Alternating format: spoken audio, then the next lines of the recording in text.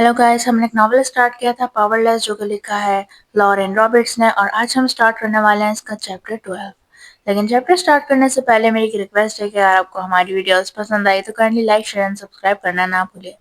तो चलिए शुरू करते हैं। काय, वो यहाँ है। किट हंस हंस कर पागल हो रहा था जब उसे पता चला कि पीडन ग्रे असल में कौन है, मगर मेरी छुरी का एक झटका उसे फौरन चुप करा गया। फिर भी दोनों हाथ उठाए हुए तस्लीम में वो बातें किए जा रहा था कि ये पूरी सिचुएशन कितनी फनी है और वो ठीक कह रहा है। ये वाकई हंसने वाली बात है। वो साइकिक लड़की जिसने अनजाने में एक शहजादे की जान बचा ली थी, जिसे शहजादे की बिल्कुल परवाह नहीं थी, अब उसको इस नेकी के बदले ऐसे ट्रायल्स में फंसा दिया गया है जो उसकी जान ले सकते हैं। और अब वो मेरे सामने बैठी है। अपने जिस्म को पसीना और खून से धोकर मैं थ्रोन रूम की तरफ चला गया। थोड़ी देर बाद ब्रैक्सटन अंदर आया, उसके पीछे जैक्स आया, जो अभी तक जोश में उछल रहा था। पूरा पुराना दोस्तों का टोला भी फौरन अंदर आ गया, एक लड़का और लड़की के साथ जो मुझे पहले नहीं दिखे थे, वो जो स्लम्स से थे। टेबल पर सारी जगह भर गई, सिर्फ दो जगह खाली छूट गई थी, एक बादशाह के लिए और एक मलिका के लिए, और मेरे बराबर में किट के लिए। लेकिन जैसे ही हम सब आराम से बैठकर वही पुरानी बातें करने लगे जो हम सालों से करते आए हैं, कुछ होता है। वो अंदर चलकर आती है। वो मेरे सामने वाली कुर्सी पर बैठी है, मेरी तरफ एक नजर तक नहीं करती और कहती है, तो डिनर में क्या है? वो पूरे एतमाद अंदाज में बोलती है, जबकि उसकी उंगलियां बेचैनी से उसके अंगूठे पर पहने हुए छल्ले पर घूमती हैं। दिलचस्प। एंडी, ब्रैक्सटन, जैक्स, सैडी, ब्लेयर और नए आने वाले एस और हेरा के दरमियान इंट्रोडक्शन जल्दी से हो जाता है, और अब तक उसने एक दफा भी मुझे देखना गवारा नहीं किया। ये बात तो बर्दाश्त नहीं की जा सकती। और मैं काय हूँ, पर तुम ये पहले से जानती थी। अब यह बात उसकी तवज्जो खींच लेती है। जब उसकी नज़र मेरी नज़र से मिलती है तो मेरे होठों पर हल्की सी मुस्कुराहट आ जाती है। उसकी पलकें मेकअप की वजह से और गहरी लगती हैं, जो उसकी चमकदार नीली निगाहों का इजहार कर रही हैं। उसके नरम चांदी रंग के बाल उसके कंधों और चेहरे पर गिरते हैं, और मुझे अचानक उसके बालों को उसकी आंखों से हटाकर उसे बेहतर देखने की बेचैनी महसूस होती है। जी हाँ, बदकिस्मती से मैं ये पहले से जानती थी। उसकी नरम मुस्कुराहट उसकी तेजी भरी आंखों का बिल्कुल उल्टा असर देती है। हमारी नज़रें बड़े दरवाजों की तरफ जाती हैं जब वो भारी आवाज से खुलते हैं, और मेरी तवज्जो फादर और मदर पर चली जाती है जो अंदर आ रहे हैं। नहीं, राजा और मलिका जो अंदर आ रहे हैं। बड़े शीशों से अंदर आती धूप में वो चमक रहे हैं। उनके ताज और जेवरों से रोशनी छंट रही है जब वो तख्त की तरफ बढ़ते हैं। मैं इस रस्मी मंजर का आदी हो चुका हूँ। राजा एक खूबसूरत कपड़ों में है, जबकि मलिका एक निहायत नफीस ड्रेस में चमक रही है। फादर सख्त और संगदिल नजर आ रहे हैं, जबकि मदर अपनी चमकदार मुस्कुराहट के साथ पुरसुकून लग रही है। किड उनके पीछे आता है, कैजुअल लेकिन फिर भी एक दिन राजा बनने वाला लगता है। उसकी नज़र मुझसे मिलती है, फिर पेडन की तरफ जाती है, एक जाने पहचानी मुस्कुराहट के साथ। वो मेरी बगल वाली कुर्सी पर बैठ जाता है जब राजा अपनी मलिका के लिए भारी कुर्सी खींच कर निकालता है। पर्जिंग ट्रायल्स के छठे दौर में आप सबका खुश आमदीद, वो जोर से टेबल पर कहते हैं। मदर अपनी आंखों से खाली लट खींच कर हटाती हैं और कहती हैं, और आप सबको यहाँ तक पहुँचने पर मुबारक हो। ये इज्जत की बात है कि आपको चुना गया, फादर कहते हैं। आपके किंगडम के लिए, आपकी फैमिली के लिए और आपके लिए। वो उन्हीं अल्फाज को दोहराते हैं जो बचपन से मेरे ज़हन में घुसा दिए गए थे जब मैं उनका मतलब भी नहीं समझता था। मैं मशवरा देता हूँ कि आप अपना वक्त अक्लमंदी से ट्रायल्स की तैयारी में गुजारें। आप कभी नहीं जान सकते कि आप पर क्या कुछ फेंका जा सकता है। उनकी नज़र मुझ पर टिक जाती है, चुपचाप और बहुत ज़्यादा बारीक तरीके से मुझे मेरी जीत की मिशन याद दिलाता है। मैं आपसे कहता हूँ कि जो वक्त पहला ट्रायल शुरू होने तक बाकी है उसे ट्रेनिंग में लगाओ। हर वीक जब तक नए ट्रायल्स होते हैं, उस बीच के वक्त को भी ट्रेनिंग में लगाओ, और अपने ओपोनेंट्स की ट्रेनिंग को देखना ना भूलो। मैं उनकी आंखों में वो लफ्ज़ देख सकता हूँ जो उन्होंने कहे नहीं, सिर्फ सोचे हैं। ये जानना कि तुम्हारे मुकाबिल कैसे लड़ते हैं, उनकी हरकतों और वार करने के तरीकों को समझना, ये जिंदगी और मौत का फर्क बन सकता है। अपने डांस स्टेप की प्रैक्टिस करना मत भूलना। वो गर्मजोशी से कहती हैं जैसे सिर्फ हमेशा से वो बॉल्स को ज्यादा एंजॉय करती हैं, ट्रायल्स की खून खराबे से। فادر اپنی وائف کی طرف مسکراتے ہیں. یہ ایک حقیقی مسکراہٹ ہے جو صرف انہیں کو ملتی ہے. بس اب ٹرائلز کی باتیں بہت ہو گئی، چلو کھانا کھائیں. اور پھر نوکروں کا جلوس شروع ہو جاتا ہے. سب کے ہاتھوں میں گرم ٹریز، درجنوں ڈشز جو کھانے سے بھری ہوتی ہیں ٹیبل پر لگا دی جاتی ہیں. مسالے والے مرغ اور بینز کے ڈھیر پلیٹس میں ڈال دیے جاتے ہیں. گیل چپ چپی مٹھائیوں کی ٹرے لے کر کٹ اور میری طرف رکھ دیتی ہے مجھے تنگ کرنے کے لیے. میں اسے آنکھ مار کر اشارہ کرتا ہوں جب وہ روم سے نکلتی ہے اور وہ آنکھ گھماتی ہے اور مسکراتی ہوئی چلی جاتی ہے. کٹ اور میں بے فکر ہو کر باتیں کرتے ہیں جب ہم کھانے کی ٹرے پاس کرتے ہیں. نوکروں کو ہٹا دیتے ہیں جب وہ سرو کرنے کی کوشش کرتے ہیں. میں ٹرکی کی پیسز اپنے پلیٹ میں بھر رہا ہوتا ہوں جب میری نظر پیڈن پر پڑتی ہے جو میرے سامنے بالکل سیدھی بیٹھی ہوئی ہوتی ہے. اس کا جبڑا اتنا کس گیا ہوتا ہے جیسے وہ اپنی پوری کوشش کر رہی ہو کہ منہ کھل نہ جائے. مجھے حیرانی ہوتی ہے اور میں ہیرا کی طرف دیکھتا ہوں جو بالکل ویسے ہی دیکھ رہی ہوتی ہے. ایون ایج جو ان سے بہتر حالت میں لگتا تھا وہ بھی ٹیبل پر اتنے سارے کھانے کو گھورتا رہ جاتا ہے.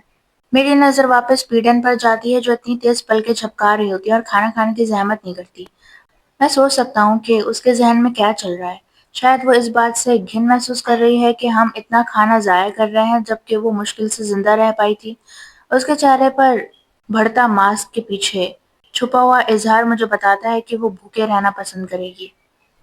اور یہ میں نہیں چاہتا، صرف اس لیے کہ ہم ایک دوسرے کے خلاف ہیں. اس کا مطلب یہ نہیں کہ میں چاہوں کہ وہ بھوک سے مرے اور میں آسانی سے جیت حاصل کروں. تو میں ٹرکی کا ایک ٹکڑا فورک سے کاٹ کر ٹیبل پر اس کی پلیٹ تک لے جاتا ہوں اور رکھ دیتا ہوں. اس کی نظر اچانک میری طرف اٹھتی ہے. اس کے چہرے پر تنگ ہونے اور حیرانی کا ملتا جلتا اظہار ہوتا ہے. کیا تمہیں بینز پسند ہیں؟ میں کیجولی پوچھتا ہوں اور جب وہ جواب نہیں دیتی تو میں بینز اس کی پلیٹ میں بھر دیتا ہوں. اچھا لگتا ہے مجھے پتہ چل ہی جائے گا. میں ٹیبل پر جھک کر اس کی پلیٹ میں آلو کا ڈھیر اور بھر دیتا ہوں اور ہلکی آواز میں کہتا ہوں، کیا تم چاہو گی کہ میں تمہیں چمچ سے کھلاؤں یا خود سے کھا لو گی؟ یہ کہہ کر میں اسے ایسی مسکراہٹ دیتا ہوں جو بے شک اسے یہ چاہنے پر مجبور کر دے گی کہ وہ اپنے بینز اور شاید مکہ میرے منہ پر مار دے. اس کی آنکھیں نیلی آگ کی طرح جل اٹھی ہیں. اس کی نظر مجھے ڈانٹ رہی ہے، مگر جیسے میں نے اندازہ لگایا تھا وہ بے دلی سے اپنا فورک اٹھاتی ہے اور کچھ بینز منہ میں ڈال لیتی ہے. اس کی نظر مجھ پر ہی ٹکی ہوتی ہے. میں اپنی کرسی میں پیچھے ہو کر بیٹھتا ہوں، مسکراتا ہوں. اس نے میری آنکھوں میں دیکھ لیا تھا کہ اگر وہ کھانا نہیں شروع کرتی تو میں واقعی اسے چمچ سے کھلا دیتا، اور وہ یہ کسی بھی حال میں ہونے نہیں دینا چاہتی تھی. اگلے چند منٹ صرف چمچوں کی کھنک اور ادھر ادھر کی گفتگو کی آوازوں سے بھر جاتی ہے. بلیئر کٹ میری طرف مڑ کر بات کرتے ہیں، پلیگ ہی جانے کس بات پر. ویسے بھی کٹ مجھ سے کہیں بہتر شخص ہے، خاص کر جب بات بلیئر کی ہو. وہ آرام سے باتیں کرتا ہے جبکہ میں صرف اپنے سامنے رکھے کھانے پر دھیان دیتا ہوں. اچانک فادر کی آواز سب باتوں کی آوازوں کو چیر کر نکلتی ہے. تو میں اوپر دیکھتا ہوں اور دیکھتا ہوں کہ وہ پیڈن کو گھور رہے ہیں دلچسپی سے. یہ وہی لڑکی ہے جس نے تمہاری جان گلی میں بچائی تھی، صرف مجھے لوٹنے کے بعد. مجھے محسوس ہوتا ہے کہ سب کی نظریں ہماری طرف اٹھ جاتی ہیں. سب سننے لگتے ہیں. پیڈن اپنا فورک دھیرے سے نیچے رکھتی ہے اور راجا کی طرف اتنی تیزی سے دیکھتی ہے کہ ایک پل کو وہ مجھے بلیئر کی یاد دلا دیتی ہے. اس کی آنکھوں میں ایک عجیب سا جذبہ چھپا ہوتا ہے، کوئی احساس جو وہ چھپانے کی کوشش کر رہی ہوتی ہے. مگر اس سے پہلے کہ میں سمجھ پاؤں وہ اپنے چہرے کو ایک دم ایکسپریشن لیس بنا دیتی ہے. جی ہاں، میں نے اس کی جان بچائی تھی. کیا یہ سچ نہیں ہے یور ہائنس؟ وہ اپنی توجہ میری طرف کرتی ہے. اس کی مسکراہٹ اب ایک چیلنج بن جاتی ہے. تو تمہیں میرا ٹائٹل پتہ تھا آخر؟ میرا الفاظ میں ہلکے سے مذاق ہوتا ہے جبکہ مسکراہٹ میرے ہونٹوں کے کونے پر ہوتی ہے. تمہیں پتہ ہے، میں سمجھا نہیں تھا کیونکہ اس گلی میں تو تم مجھے کچھ بہت الگ ہی کہہ رہی تھی. اس کی مسکراہٹ میں دانت نظر آتے ہیں. میں شور ہوں جو بھی کہا تھا وہ صحیح تھا. ایک لمحہ رکتی ہے اور ٹھیک تھا، پھر مسکراتی ہے. اور وہ تم ڈیزرو کرتے تھے، کوکی باسٹرڈ. اس کی آنکھیں، اس کی مسکراہٹ، اس کا لہجہ، سب کچھ انہی دو الفاظ کا اظہار کرتا ہے. وہ ٹائٹل چیخ چیخ کر بتاتا ہے جو اس نے مجھے دیا ہے. اور تمہارا ٹائٹل کیا تھا؟ دا سلور سیویئر. میں ہلکا سا ہنس دیتا ہوں. بالکل ٹھیک، مجھے پتا ہے تمہیں سلورز کتنے پسند ہیں. پیڈن کی سرد مسکراہٹ میری باتوں پر ہلتی ہے. وہ تنگ ہوتی ہے. اور میں مزے لے رہا ہوں۔ مدر کے جذبات بھی پیڈن کی طرح لگتے ہیں، کیونکہ وہ مجھے تیز نظر سے دیکھتی ہے اور کہتی ہے، شکریہ پیڈن، کائے کی مدد کرنے کے لیے۔ یہ بات نہ ہم سے چھپی نہ ہی عوام سے، جبھی تو انہوں نے تمہیں ٹرائلز میں چاہا۔ پیڈن اپنا سر ہلکے سے جھکا کر نرمی سے مسکراتی ہے، لیکن یہ مسکراہٹ اس کی آنکھوں تک نہیں پہنچتی۔ فادر کی آواز سن کر اس کی مسکراہٹ اور کمزور ہو جاتی ہے۔ مجھے کہنا پڑے گا، میں پہلے کبھی کسی سائیکل سے نہیں ملا۔ وہ اسے گھور کر کہتے ہیں، تمہاری پاور انٹرسٹنگ ہے۔ پیڈن ہلکا سا آرام محسوس کرتے ہوئے ہلکے سے ہنس دیتی ہے۔ جی ہاں، میرے والد کہتے تھے یہ ایک ریئر چیز ہے، مگر چھوٹا سا گفٹ ہے جو زیادہ منڈینز کے پاس نہیں ہوتی۔ میرا سب سے فائدہ مند حصہ یہ ہے کہ میں سائلنسر سے متاثر نہیں ہوتی اور آپ کا بیٹا بھی نہیں لگتا۔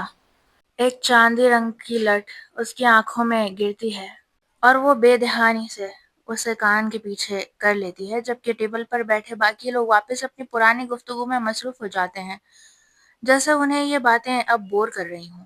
ہاں، تمہارے والد ایڈم گرے ایک عظیم ہیلر تھے، بہت پڑھے لکھے آدمی تھے، فادر سوچتے ہوئے کہتے ہیں۔ پیڈن کے جسم کی حالت ایک دم سخت ہو جاتی ہے۔ آپ، وہ گلا صاف کرتی ہے، آپ میرے والد کو جانتے تھے؟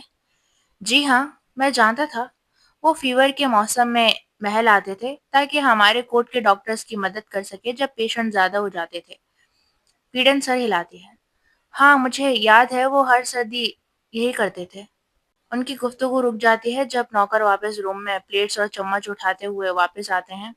وہ ٹیبل کے گرد گھومتے ہیں، پلیٹس اور سلور ویئر اٹھاتے ہیں اور پھر ہال وے میں چلے جاتے ہیں، ایک بالکل صاف ٹیبل چھوڑ کر۔ فادر اور مدر ایک ساتھ کھڑے ہوتے ہیں۔ آرام کرو ایلیٹس، تمہاری ٹریننگ کل سے شروع ہوتی ہے۔ راجا کے آخری الفاظ کے ساتھ وہ دونوں گرینڈ ڈور سے نکل جاتے ہیں۔ ایک پل کی خاموشی ہوتی ہے، پھر چیئرز ماربل فلور پر گھسکتی ہیں اور سب اٹھ کھڑے ہوتے ہیں۔ تین امپیریلز نئے ایلیٹس کی طرف بڑھتے ہیں تاکہ انہیں ان کے کمروں تک چھوڑ کر آئیں۔ میں دیکھتا ہوں کہ ایک جوان لال بالوں والا گارڈ پیڈن کی طرف چلتا آتا ہے مسکراہٹ کے ساتھ، اور اچانک میں اس کے اور پیڈن کے درمیان آ جاتا ہوں، اس سے پہلے کہ میں اپنے آپ کو روک سکوں۔ اب یہاں سے میں سنبھال لوں گا۔ وہ مجھے حیرانی سے دیکھتا ہے۔ سر، مجھے انہیں چھوڑ کر، مجھے پتا ہے، اور میں بالکل قابل ہوں یہ یقین دلانے کے لیے کہ یہ اپنے کمرے تک ٹھیک پہنچ جائے۔ کیا تم یہ نہیں سمجھتے؟ جی، یور میجسٹی۔ اور اس کے ساتھ ہی وہ پیڈن کی طرف ہلکا سا سر جھکا کر روم سے چلا جاتا ہے۔ میں بھی پیڈن کی طرف دیکھتا ہوں۔ اس کے چہرے پر جو حیرانی ہے وہ بالکل اس لڑکے کی حیرانی کی طرح ہوتی ہے۔ پھر میں مڑ کر آرام سے دروازوں سے باہر نکل جاتا ہوں، اس کا انتظار کیے بغیر کہ وہ مجھے کیچ کرے۔ وہ ہلکی سے غصے سے سانس بھرتی ہے اور پھر اس کے بوٹس کی تیز آواز میرے پیچھے گونجتی ہے۔ اچانک تمہیں اتنی شدت سے جنٹل مین بننے کی کیا ضرورت محسوس ہوئی؟ وہ پیچھے سے ہلکا سا مذاق اڑاتے ہوئے کہتی ہے۔ میں رک کر اپنے ایڑیوں پر گھومتا ہوں، اس کی طرف دیکھتے ہوئے جب وہ میری طرف چلتی ہے۔ میری نظر ایک پل کے لیے اس پر پھرتی ہے۔ عادت مت ڈالنا، میں سمرک کے ساتھ کہتا ہوں۔ میرا روم بس تمہارے روم سے بالکل سامنے ہے، تو سوچا اس دفعہ جنٹل مین بن ہی جاؤں۔ میں اپنے ہاتھوں کو اپنے پاکٹس میں ڈال دیتا ہوں جب ہم دوبارہ چلنا شروع کرتے ہیں۔ اس دفعہ وہ میرے ساتھ ساتھ چلتی ہے۔ اور پرنس کنٹیسٹنٹ والے ونگ میں کیوں رہ رہا ہے، پیلس کا؟ ویل، اگر تم نے نوٹس نہیں کیا تو میں بھی ایک کنٹیسٹنٹ ہوں ٹرائلز میں۔ وہ ہلکا سا ہنس کر مگر بنا مزے کے کہتی ہے۔ ہاں، میں نے نوٹس کیا ہے، پر مجھے لگا پرنس کو تو کوئی شاندار روم دیا جاتا ہے جہاں نوکر ان کی خدمت کرتے ہیں۔ اس کا سوال الزامی ہے، پیارے لفظوں میں ملا ہوا زہر ہے۔ اوہ، فکر مت کرو، میرے پاس وہ بھی ہے، میں سرد جواب دیتا ہوں۔ وہ صرف آدھی ٹھیک ہے۔ میرے پاس واقعی ایک شاندار روم ہے، مگر میں نوکروں کو اپنی خدمت کرنے نہیں دیتا۔ سبھی کنٹیسٹنٹس کو ٹرائل سے پہلے اور اس کے دوران ایک جیسے رہنے کی حالت دیے جاتے ہیں، تاکہ کوئی کسی پر الزام نہ لگا سکے کہ اسے کوئی فائدہ ملا ہے یا وہ زیادہ بہتر پوزیشن میں ہے۔ ہم اس کے کمرے کے باہر رکتے ہیں جہاں وہ پوری طرح میری طرف مڑ کر کھڑی ہوتی ہے۔ وہ لگتا ہے پھر سے ہنس دے گی، مگر جب وہ بولتی ہے اس کے الفاظ کڑوے ہوتے ہیں۔ صرف اس لیے کہ ہم سب ایک جیسے رومز میں رہ رہے ہیں، اس کا مطلب یہ نہیں کہ دوسروں کے پاس فائدہ نہیں ہے۔ میں چپ ہو کر اسے کچھ دیر دیکھتا ہوں۔ اگر میں ایک منڈین ہوتا جو ٹرائلز میں ڈالا گیا ہوتا ان لوگوں کے خلاف جن کے پاس ایلیٹس کی پاورز ہیں، تو مجھے بھی ویسے ہی محسوس ہوتا جیسے اسے ہو رہا ہے۔ اس کی پاور کوئی ایسی نہیں ہے جو ہماری طرح ہتھیار کی طرح استعمال کر سکے۔ وہ مجبور ہے اپنی جسمانی پاور پر بھروسہ کرنے کو، کسی ایبلٹی کی طاقت پر نہیں۔ اچانک مجھے یاد آتا ہے کہ وہ سائلنسر کے ساتھ لڑی تھی، کتنی مہارت سے، کتنے پر اعتمادی سے۔ شاید اس کے پاس ان گیمز میں زندہ بچنے کا زیادہ چانس ہے جتنا وہ خود کو سمجھتی ہے۔ میں دیکھتا ہوں کہ اس کی نظر میرے کندھے کے پار دروازے کی طرف جاتی ہے جو میں فی الحال بلاک کیے ہوئے ہوں۔ وہ اپنا منہ کھولتی ہے کچھ کہنے کو، میری توجہ اس کے نچلے ہونٹ کی بڑھتے ہوئے زخم پر چلی جاتی ہے۔ ایک جذباتی لمحے میں جو میں روک نہیں سکا، میری انگلیاں اس کی تھوڑی پکڑ کر اس کا چہرہ اپنی طرف اٹھاتی ہیں۔ وہ اتنی حیران ہوتی ہے کہ ہلتی تک نہیں، اور میں اس موقع کا فائدہ اٹھاتا ہوں۔ مجھے لگا تھا تم ایسے ڈائریکٹ وار سے بچ جاؤ گی۔ لگتا ہے تم اتنی ماہر فائٹر نہیں ہو جتنا میں سمجھتا تھا۔ میں کندھے اچکاتا ہوں اور اس کا چہرہ روشنی کی طرف کرتا ہوں، اس کے ہونٹ کے بھرے زخم کو آرام سے دیکھتے ہوئے۔ لیکن اب وہ بس حیران، چپ اور بے حرکت نہیں کھڑی۔ ایک تیز حرکت میں وہ میری کلائی کو میری تھوڑی کے نیچے سے پکڑتی ہے اور تیز جھٹکے سے باہر کی طرف موڑتی ہے۔ میرے بازو میں تیز درد کی لہر دوڑتی ہے۔ پھر وہ میری شرٹ پکڑ کر مجھے دیوار سے ٹکرا دیتی ہے۔ اس کا دوسرا ہاتھ میری کمر سے بندھے ڈیگر کو نکال کر میرے گلے پر رکھ دیتا ہے۔ کیا تم واقعی دیکھنا چاہتے ہو میں کتنی ماہر فائٹر ہوں؟ وہ سرد نظروں سے میری طرف دیکھتی ہے۔ اس کی آنکھوں میں امیوزمنٹ ہوتی ہے میری اس حالت کو دیکھ کر۔ اسے یہ منظر پسند ہے، پرنس کو دیوار سے لگایا ہوا دیکھ کر، اور صرف کوئی پرنس نہیں، فیوچر انفورسر کو۔ میں ٹھنڈے پتھر کی دیوار سے ٹیک لگا کر گہری ہنسی ہنس دیتا ہوں اور اپنے ہاتھوں کو آرام سے پاکٹس میں ڈال دیتا ہوں۔ یہ دیکھ کر وہ بلیڈ کو اور زیادہ میرے گلے سے چپکا دیتی ہے، خون نکلنے کی دھمکی دیتی ہوئی۔ وشیس لٹل تھنگ، دھیرے سے ہائنس، میں نہیں چاہتی کہ رائل بلڈ بہہ جائے، وہ مذاق اڑاتے ہوئے کہتی ہے، اور یہ ایک پیاری سی کوشش تھی۔ میں اس کی طرف جھکتا ہوں، اپنے بلیڈ کی تیکھی دھار کو اپنے گلے میں چبھتا ہوا محسوس کرتا ہوں۔ ایک پتلی سی گرم خون کی لکیر نکلتی ہے۔ دھیرے سے ڈارلنگ، تم بھول رہی ہو کہ خون بہنا میری سب سے بڑی مہارت ہے۔ ہم ایک دوسرے کو گھورتے ہیں۔ وہ مجھے ایسی نظر سے دیکھتی ہے جس کا مطلب میں پوری طرح سے نہیں سمجھ پاتا، مگر وہ جلدی اپنے آپ کو سنبھال لیتی ہے اور بات کو آرام سے موڑ دیتی ہے۔ تمہارے ایک امپیریل نے یہ کیا تھا۔ وہ اپنی مٹھی میری شرٹ سے چھوڑ کر اپنے ہونٹ کی طرف اشارہ کرتی ہے۔ ویسے تم نے کبھی اس سے میرے بارے میں پوچھا؟ مجھے یقین ہے اس کے پاس کہنے کو بہت کچھ ہوگا۔ میں نے پوچھا تھا اور اس نے بتایا بھی۔ جب میں نے صبح کی ڈیوٹی پر لگائے گئے ہر امپیریل سے بات کی تو ایک نے بتایا کہ اس کی سائیکک کے ساتھ حال ہی کی ملاقات کیسے ہوئی۔ اس آدمی کی پیڈن کے لیے نفرت بالکل واضح تھی جب اس نے بتایا کہ پیڈن نے اس کے اندر کیا محسوس کیا تھا، اور پھر بھی اس نے یہ نہیں بتایا کہ اس نے اس پر ہاتھ اٹھایا تھا۔ شاید میں اس کا ایک ہاتھ کاٹ دوں تاکہ دوبارہ کسی عورت پر ہاتھ اٹھانے کا موقع نہ ملے۔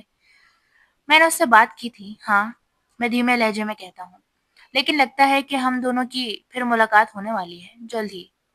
اس کی نظر میرے چہرے پر پھرتی ہے، مجھے عجیب سی بے چینی اور چڑچڑاہٹ محسوس ہوتی ہے اس کی آنکھوں کے نیچے۔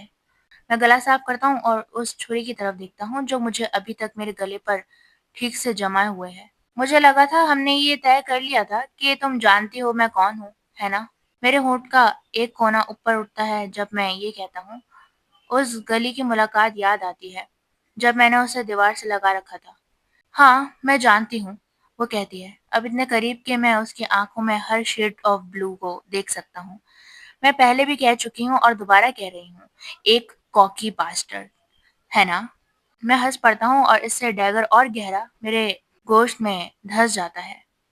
ویسے بھی فرق نہیں پڑتا کہ تم کون ہو۔ اس کی نظر ایک پل کے لیے زمین پر جاتی ہے اور پھر سے مجھے تکتی ہے۔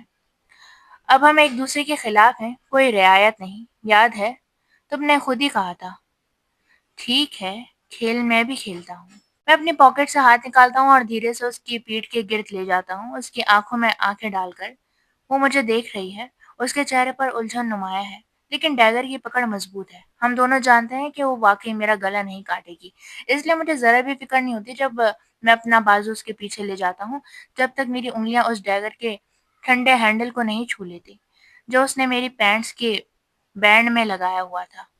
میں نے دیکھا تھا جب وہ ڈنر ٹیبل سے اٹھ کر اپنی پیٹھ میری طرف کی ہوئی تھی، سورج کی روشنی اس کے ڈیگر کے سلور ہلٹ پر چمک اٹھی تھی۔ میں اس کی طرف مسکراتا ہوں اور دھیرے سے اس کا ڈیگر نکالتا ہوں۔ میری انگلیاں ہلکی سی اس کی لوअर بیک کو چھوتی ہیں۔ مجھے لگتا ہے کہ اس کے ہونٹوں سے ایک ہلکی سی سانس کی آواز نکلتی ہے جب وہ اس کی اپنی چھری اس کے گلے پر لا کر رکھتا ہوں، بالکل اسی طرح جیسے وہ میرے ساتھ کر رہی ہے۔ تم ٹھیک کہہ رہی ہو، اب ہم ایک دوسرے کے خلاف ہیں۔ میں ہلکا سا ہنس دیتا ہوں۔ تو بہتر ہے میں بھی اب کوشش کرنا شروع کر دوں۔ ہم ایک دوسرے کو دیر تک تکتے رہتے ہیں۔ اس کی نظر بالکل مضبوط ہے، مجھے سمندر کی اس حالت کی یاد دلاتی ہے جب طوفان سے پہلے سب کچھ پرسکون ہوتا ہے۔ یاد رکھنا پرنس، میں وجہ بنوں گی تمہارے ڈاؤن فال کی۔ میں اس کی طرف جھکتا ہوں، گلے پر چھری ہونے کو نظر انداز کرتے ہوئے دھیمی آواز میں کہتا ہوں، او ڈارلنگ، انتظار رہے گا۔ ضرور سے زیادہ وقت گزر جاتا ہے اور پھر دھیرے سے، حیرت انگیز طریقے سے وہ چھری میرے گلے سے ہٹا لیتی ہے۔ میں بھی اپنا یعنی اس کا ڈیگر نیچے کرتا ہوں اور اسے اس کے انتظار کرتے آگے بڑھے ہاتھ میں رکھ دیتا ہوں۔ وہ پیچھے ہٹنے لگتی ہے، مجھے اور اس گفتگو کو چھوڑ کر نکلنے لگتی ہے، لیکن میں اس کی کلائی پکڑ لیتا ہوں۔ میرے ٹچ پر وہ ایک دم رک جاتی ہے اور میری نظر اس کی آنکھوں میں پھنس جاتی ہے جب میں اس کا ہاتھ اور اس میں پکڑی چھری اپنے سینے کی طرف لے جاتا ہوں۔ ڈیگر جو اب میرے اپنے خون سے بھری ہے، میری شرٹ کے کپڑے سے لگتی ہے اور اس کی انگلیاں میرے سینے کو چھوتی ہیں جب میں اس کا ڈیگر صاف کرتا ہوں۔ تو یہ تھا تمہارا رائل خون نہ بہانے کا ارادہ؟ میں ہلکی سی سانس بھر کر کہتا ہوں۔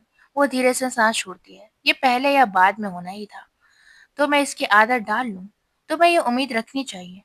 میں مسکراتا ہوں۔ تو پھر اگلی ملاقات کا انتظار رہے گا، میں آنکھ مار کر کہتا ہوں اور وہ آنکھیں گھماتی ہے جبکہ میرا ڈیگر واپس شیٹ میں ڈالتی ہے اور اپنی چھری دوبارہ اپنے پینٹس کی بینڈ میں رکھ لیتی ہے، اور پھر وہ میرے بازو کے پاس سے گزرتی ہے، اپنے دروازے کی طرف بڑھ جاتی ہے۔ ہمیشہ خوشی ہوتی ہے، میں کہتا ہوں جب میں اپنے روم کی طرف چل پڑتا ہوں جو بالکل اس کے سامنے ہے۔ بدقسمتی سے میں یہ نہیں کہہ سکتی۔ میں اس کے چہرے پر ایک ہلکی سی مسکراہٹ کی جھلک دیکھتا ہوں جب وہ اپنے روم میں گھستی ہے اور دروازہ بند کر لیتی ہے۔